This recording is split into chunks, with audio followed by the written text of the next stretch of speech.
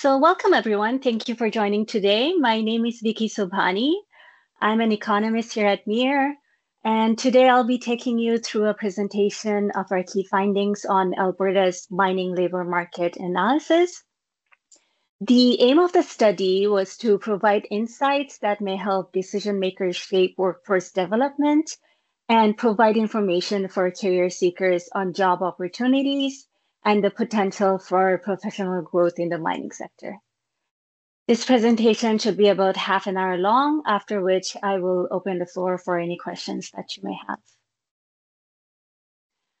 So before we dive into the analysis, I would like to take some time to establish mining's relevance to Alberta's economy. Alberta is mainly known as an oil and gas hub, but the province is also home to a prominent mining industry. Mining in Alberta falls into three major categories, which are oil and gas, coal, and emerging resources and critical minerals. I'll quickly go through each, starting with oil and gas. This slide presents a fact sheet on mining and its relation to Alberta's oil production. If I could just get your attention to the right side of the slide here. This map shows all the different oil and gas projects in Alberta, and then highlighted in red are the bitumen projects. If we take a closer look at historic and forecasted bitumen production in Alberta, it shows that roughly half of it requires mining. So why is that relevant? It's because it translates to mining jobs. In 2023, bitumen or non-conventional oil extraction represented about 31,000 jobs in terms of direct employment in the province. So the key takeaway in this slide is that mining is intrinsically connected to Alberta's oil and gas sector. Moving on to coal in Alberta, over the last decade, coal production has been declining. Now, this decline is mainly affected subbituminous coal production, while thermal coal has expanded and is projected to remain relatively stable in the next decade.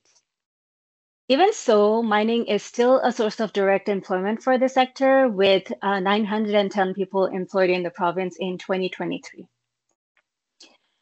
And then the third category of mining is the emerging resources and critical minerals. As shown on the map on the left, there are only a few active projects focusing on critical minerals in the province right now, but this side of the mining sector has the greatest potential for growth. The map on the right shows the future geological potential of these critical minerals. Now, before 2020, emerging resources did not attract significant capital investments within the province, but since then, there has been a growing share of capital directed towards critical mining. So just to sum up the last few slides, the takeaway is that the mining is in the fabric of Alberta's economy. It is present in oil, it is present in coal, and increasingly in critical minerals. Mining activities represent a major source of employment for the province. We estimated that it accounts for about 20% of the jobs in the sector. So that translates to 1 in every 5 jobs in mining and oil and gas attributable to mining. Tying this back to the scope of the project, because mining is so interconnected with oil and gas, and especially given data constraints, for the report and the rest of this presentation, when I refer to the mining sector, I'm talking about mining, oil, and gas as well. So for those of you who are familiar with industry codes, we are using NAICS 2.1, which includes mining, oil, and gas. The objective of the study was to perform a health check on Alberta's mining labor market, which includes identifying and diagnosing occupations that are facing shortages, understanding effective strategies to achieve a balanced labor market, and then highlighting some statistical and demographic trends within these occupations. The primary research question the report focuses on is how sustainable is the labor market for Alberta's critical mineral mining occupations? At its core, this question is about labor supply, or basically the availability of labor. Is there enough available labor supply to meet the ever-shifting labor demand? We will explore this question further in a minute, but first let me introduce some of the critical mining occupations that are included in our study. So based on feedback from the project's advisory committee, we had selected 10 critical occupations. These occupations are aligned with Statistics Canada's National Occupational Classification, or the NOC system. And these are meant to capture the critical roles within mining sector in Alberta. These 10 occupations were selected due to their high prevalence in the mining sector. Together, these 10 occupations represent about 15% of the sector's labor force. On top of them being prevalent, most of these occupations are also heavily concentrated in the mining, oil, and gas sector. So for instance, about a third of the labor force of all heavy equipment operators is in the mining sector. It should be noted that while these occupations are critical to mining, they also share the labor pool with other competing sectors such as construction and manufacturing. So looking at heavy equipment operators again, 47% of the labor force are in construction. Now that I've given you some background context, let's get into the findings of the report. The report itself consists of 3 main chapters, which are forecasting the labor market, key informant interviews, and occupational trends. For this presentation, I will briefly walk you through our forecasting model and spend some time addressing our primary research question. Then I will share some common themes and challenges that emerge from our key informant interviews and talk about the persistence of these trends within the mining sector. So for this section, our main goal is to explore the primary research question, which, just as a reminder, was how sustainable is the labor market for Alberta's critical occupations? We would say a labor market is sustainable when it is robust enough to support growth, adapt to economic and technological shifts, and meet long-term industry needs. Because this is a supply-focused question, we'll start on the supply side. This is a visualization of our labor supply framework. The framework consists of the entire population of Alberta and then progressively narrows down the population based on their degree of attachment to the mining sector's relevant labor pool. To estimate the labor supply, we start at the top of the graph, which represents everyone in Alberta, that is total population. And then as we move down the picture, we lose people at every stage until we arrive here at this yellow box, which represents the workers in the mining sector. Each of these stages represents a point of attrition for the mining sector. So when we look at the whole picture, it tells us where the sector is losing people. Each of these stages are also underpinned by a key assumption in our model. I won't go through our list of assumptions in this presentation. It is in the appendix of the report if you're interested. But I will say that the assumptions are on the conservative side, and they're based either on direct estimations from Statistics Canada or from observable historic trends. Using this framework, we want our supply model to estimate 3 things for us. First, the overall labor supply available to Alberta. Second, mining sector share of that labor supply. And then finally, the labor supply for each of the 10 critical occupations. This picture here shows the overall labor supply in Alberta for all occupations. And the grayed out area that you're seeing to the right is the 10-year forecasted period from 2024 to 2033. Labor supply is projected to grow by 24% in the next decade, and this supply growth is largely due to the strength of international migration to Alberta.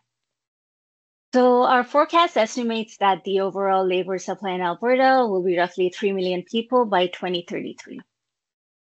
And of those 3 million, the mining sector is estimated directly to employ about 146,000 people, which represents 5% of the overall labor supply. And this is shown as the yellow line in the graph. Historically, the share has remained relatively stable, and it is difficult to change because efforts to increase mining share always tends to be counteracted by competition from other sectors. And as we've seen earlier, mining is sharing the labor pool with other sectors such as construction and manufacturing. This table shows the overall labor supply and mining's labor supply by each of the 10 occupations. And then the last column in this table is what we're driving at, which is the mining's labor supply. So then the next question becomes, is the supply by each of these occupations enough to meet labor demand?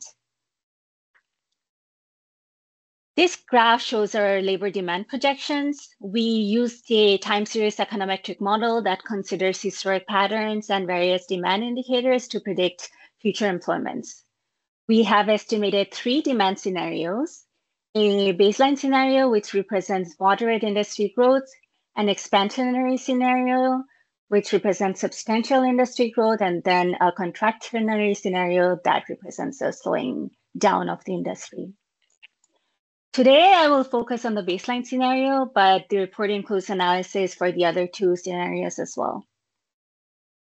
In the baseline, we are estimating about a 16% increase in demand over the next 10 years, which translates from 138,000 people in 2023 to 161,000 in 2033. In our model, this is primarily driven by elevated oil prices, which are estimated to remain high in the post-pandemic world as global demand for energy continues to rise. This table compares mining share of the labor supply with labor demand to calculate the labor gap by occupation. So in this case, labor gap is defined as the imbalance where labor demand outpaces Alberta's labor supply. Let's take a closer look at the gap here. In the graph on the slide, the solid portion of the bar chart is representing mining's labor supply in Alberta. This represents an estimation of what we think the sector should reasonably be able to get based on Alberta's population, mining's share of the labor supply, and other current conditions. And the stripped portion is the labor gap, or the labor required in excess of supply. So based on our assumptions on current conditions, all 10 occupations project a gap in 2033. This means that Alberta's labor supply alone cannot sustain the anticipated growth in demand over the next decade. So if the objective is to achieve full reliance on Alberta-based workers for these 10 critical occupations, the province's labor market will likely face challenges in sustaining its future growth. That's because this gap represents additional effort above and beyond the status quo conditions. And this effort could translate to recruiting from out of province or hiring workers away from other sectors. The magnitude of the gap differs by occupation. The largest gap is seen among heavy equipment operators. But it also should be noted that the degree of effort required to fill this gap may vary as well. So what I mean by that is that filling the gap of 48 mining engineers may prove to be more difficult than filling the gap of 236 welders, just because of different skills and training requirements and challenges that are unique to the occupations.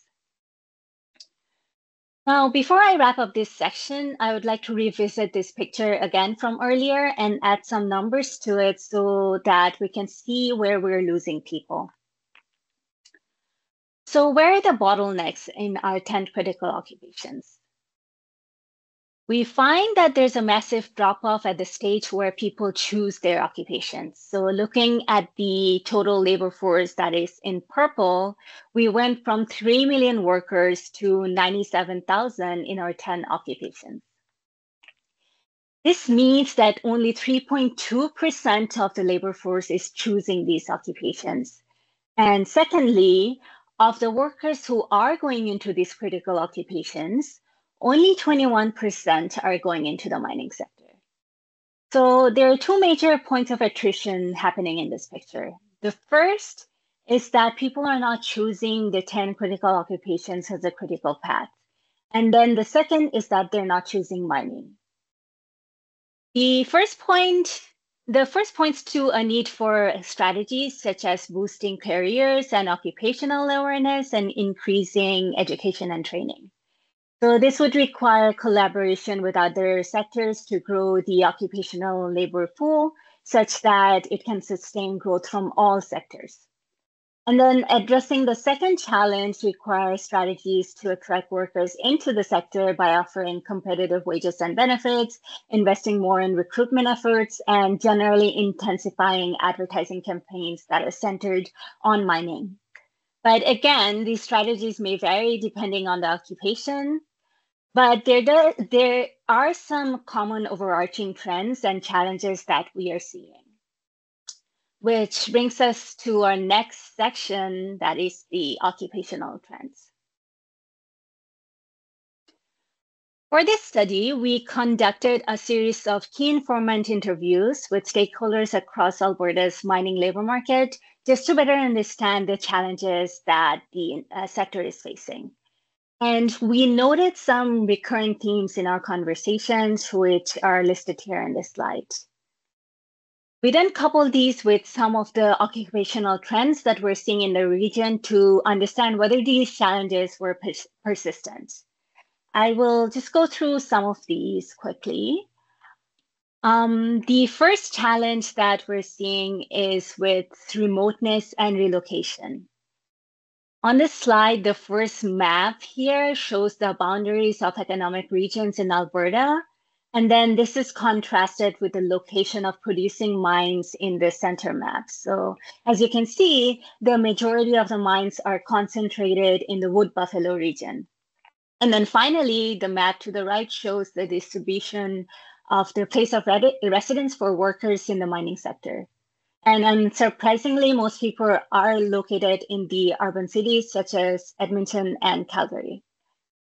The remoteness of many Alberta mining job sites and workers' preferences for urban living presents a significant barrier to recruitment. And mitigating these issues would mean targeted marketing strategies featuring amenities in these regions and providing relocation support to attract talent to these locations. The next theme I want to discuss is the perception of housing costs. The interview suggests that the mining sector is hindered by a less than favorable reputation, and that reputation extends to the places where workers would need to relocate. And a long-standing perception is that Wood Buffalo region, where most mines are located, has a high cost of housing. Over the past decade, the average rent has increased for most regions in the province. But by contrast, the average rent in the Wood Buffalo region has dramatically decreased over the same period, as shown in the red line in this graph here. Housing vacancy rate in the Wood Buffalo region has also been eased from the tight period that we were seeing in early 2000s. This also kind of supports the case that compared to historic benchmarks, housing accommodations have become more accessible. And the decline in rental expenses in the recent years may not be something that is well known among prospective candidates, and that could be a barrier to entry. However, while rental expenses are down, the story is kind of opposite for homeowners. So we're seeing that in the Wood Buffalo region, it displays the highest cost of shelter for owners, representing a potential obstacle for workers and families looking to potentially move here for the longer term. The next challenge is the widening age gap in the province's mining workforce. So from 2012 to 2023, the share of workers under 25 years old declined from 13% to about 5%, while the workers aged 55 years and over increased from 13% to 20%. And the graph on the right ranks the ratio of 55 plus workers to workers under 30 in critical occupations. And we can see that certain occupations such as construction millwrights and heavy equipment operators skew more towards older workers. So then this graph shows the distribution of the occupations in more details. While some occupations, such as supervisors, naturally lean towards older workers, the generation of workers, the younger generation of workers is relatively absent in certain roles. And this could potentially lead to succession challenges in the future as the older generation of worker exits the labor force. The next theme that we're seeing is the decline in enrollment of mining programs. The mining sector depends on the post-secondary education system to ensure that there is a reliable and sustainable source of new graduates to enter critical occupations. This is becoming more and more crucial for the aging population. And with the rise in retirement, a disruption to the pipeline of potential future workers is just detrimental to the health of labor market. Taking mining engineers as an example here, the chart on the left shows what people employed as mining engineers tend to choose to study in university. And unsurprisingly, the mining and minerals engineering specialization is the most common. The graph on the right shows how this field of study has declined significantly, though, from 2017 to 2022.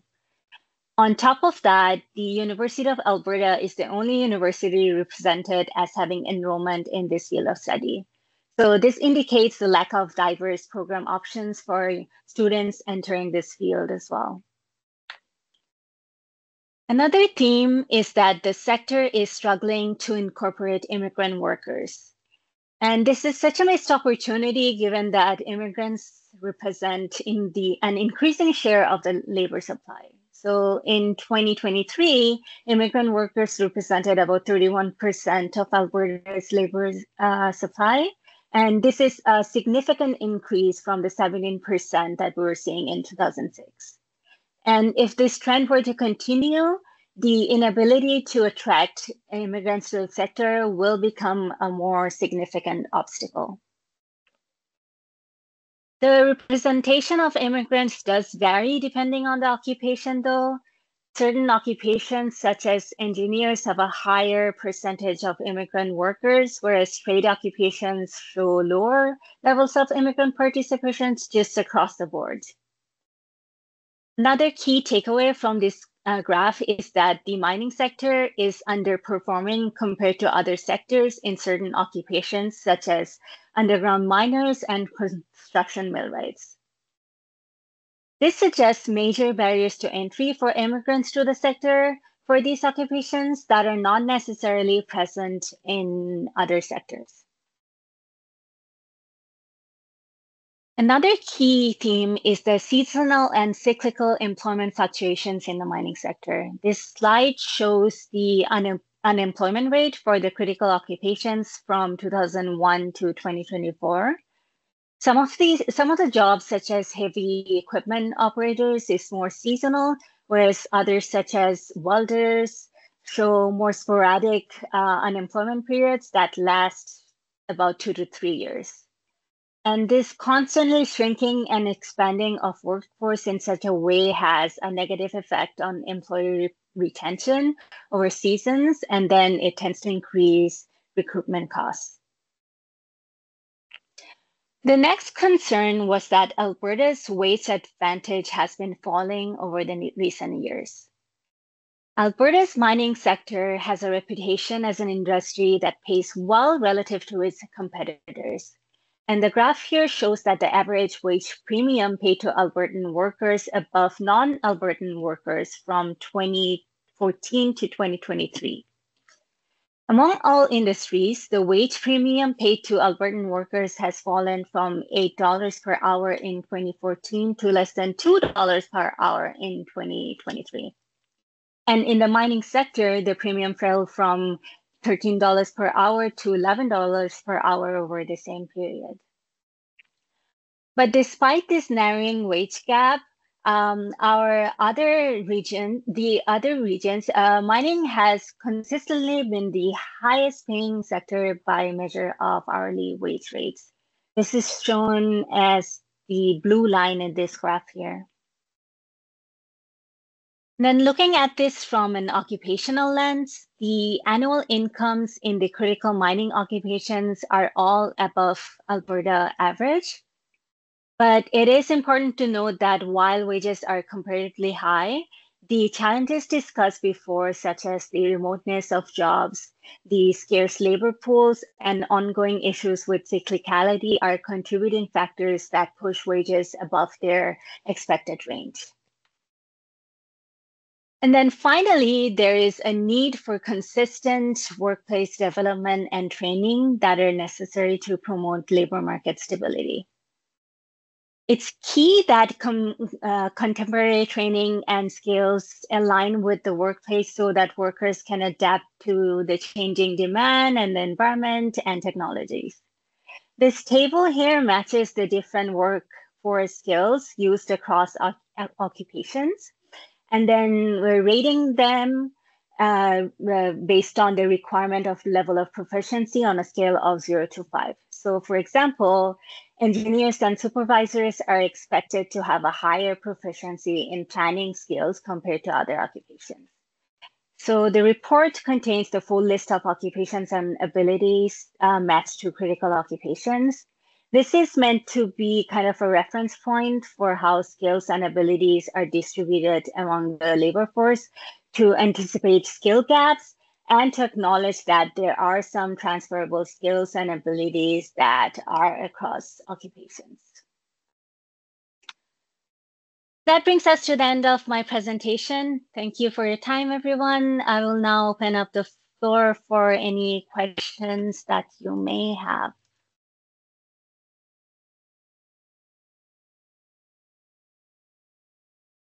Okay, the first question. Yes, we can send a copy of the report to you. It should be in the link, I believe, in the webinar invite, but if not, we'll send it to you again after the presentation. Okay, the first question that I have here is, what are some of the main reasons mining and oil and gas isn't able to leverage immigrant workers as well as other industries?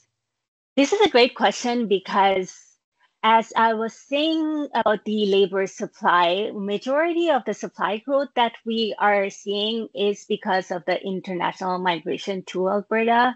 So getting that immigrant workers into the industry would be really critical. In terms of why we're not able to kind of tap into that demographic, I think it is related to what I was talking about earlier in terms of the remoteness and relocation issues. Because as the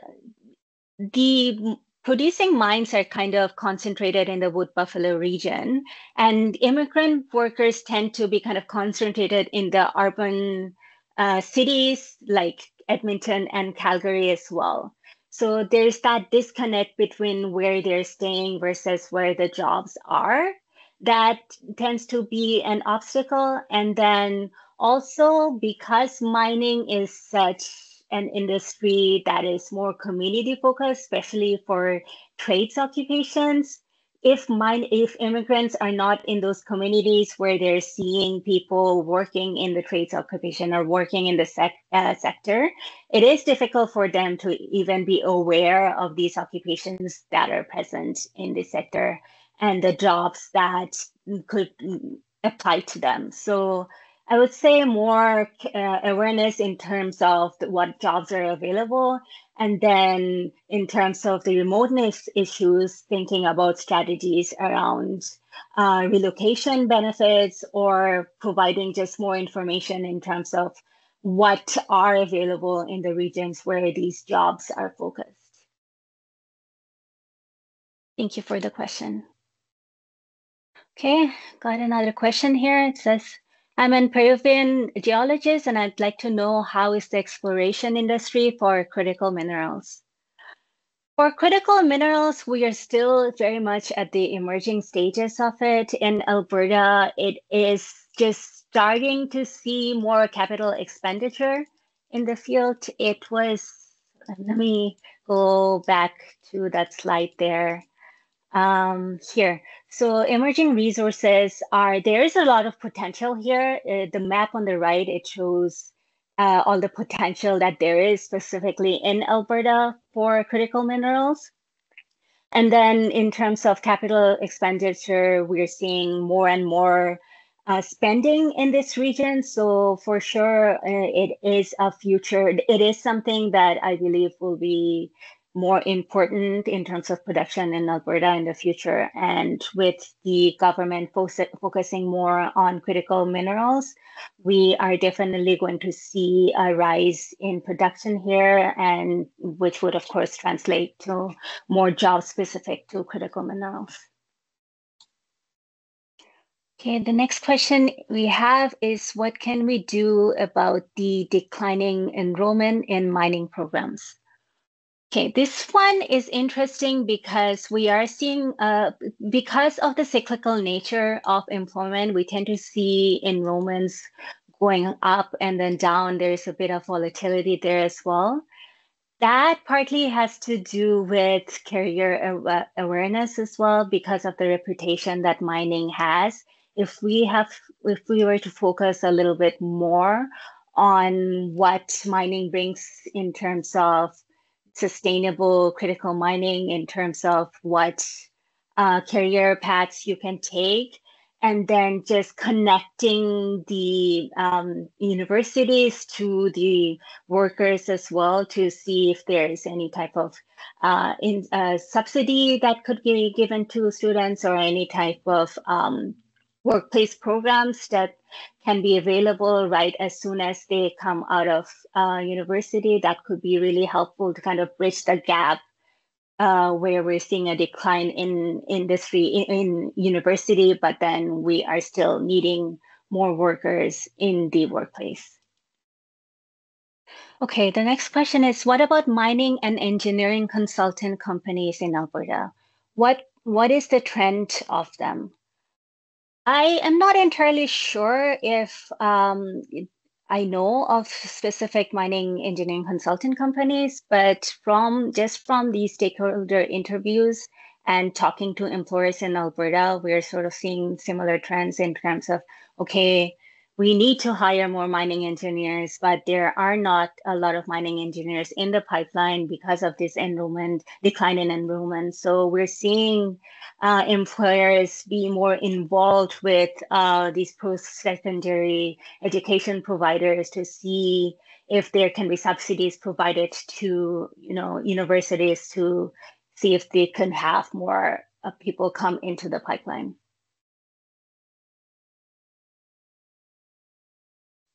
Okay, if you can think of any more questions, please feel free to reach out to us by email. We are more than happy to help. If you go through the report and you think of more questions, please let us know. Otherwise, thank you everyone for joining today and have a great rest of the week.